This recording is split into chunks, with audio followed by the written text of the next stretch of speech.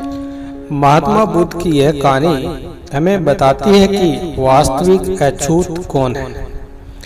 एक समय की बात थी, महात्मा बुद्ध प्रवचन सभा में आकर मौन बैठ गए।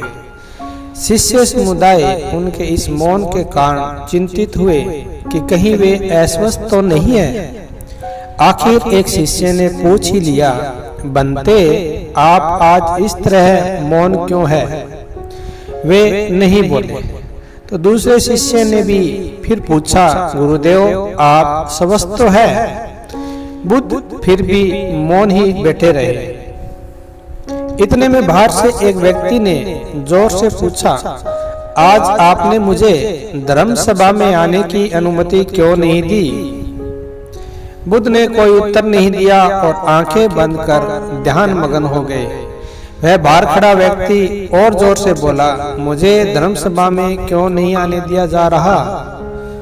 धर्म सभा में बैठे बुद्ध के शिष्यों में से एक ने उसका समर्थन करते हुए कहा, बनते उसे धर्म सभा में आने की अनुमति प्रदान कीजिए।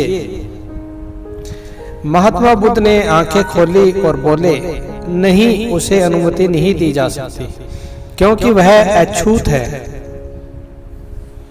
अछूत है? मगर क्यों? सारे शिष्य सुनकर आश्चर्य में पड़ गए कि बनते यह छुआछूत कब से मानने लगे।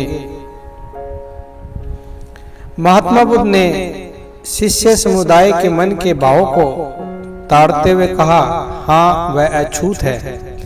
वह आज अपनी पत्नी से लड़कर आया है। क्रोध से जीवन की शांति भंग होती है। क्रोधी व्यक्ति मानसिक हिंसा करता है। इस क्रोध के कारण ही शारीरिक हिंसा होती है। क्रोध के कारण वह व्यक्ति अछूत होता है क्योंकि उसकी विचार तरंगे दूसरे को भी प्रभावित करती है। उसे आज धर्म सभा से बाहर ही रहना चाहिए। उसे वहां खड़े रहकर पश्चाताप की अग्नि में तप कर शुद्ध होना चाहिए।